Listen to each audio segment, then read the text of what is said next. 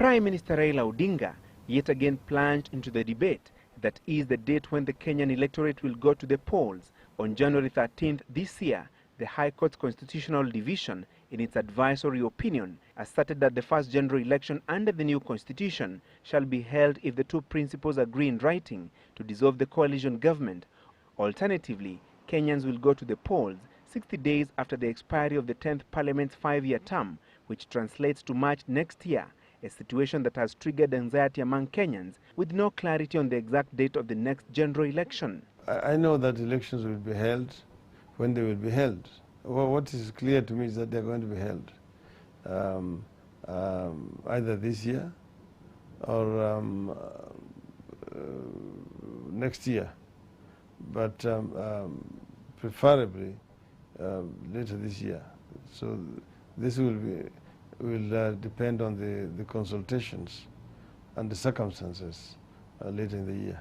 The Prime Minister pointed out that the election date could only be clarified if members of the August House would support a constitutional amendment bill that was tabled in Parliament last year by Justice Minister Mutula.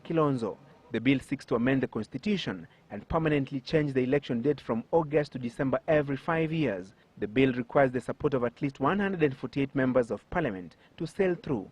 No doubt a tall order for the executive. If you go up to March next year, that means that the next Parliament will have only 4 years and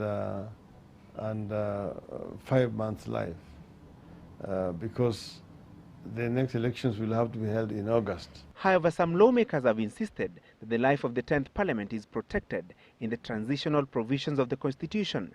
They support a March 2013 general election since the 10th Parliament began its sessions in January 2008, a position the Prime Minister considers selfish. We're only hoping that MPs will see sense. Of course, a number of MPs may just look at the additional month they will get in terms of salaries. But those who intend to come back to Parliament need to know that they're eating into their next Parliament's life. So it is not like a bonus. The Constitutional Amendment Bill 2011, other than altering the election date, also seeks to deal with the constitutional requirement that not more than 2/3 of appointive and elective office holders shall be of one gender. For now, the executive is keen on lobbying backbenchers to support the bill to settle the election date and give the Independent Electoral and Boundaries Commission (IEBC) sufficient time to prepare for a free, fair and transparent general election. Francis Gashuri, Citizen Live at 9.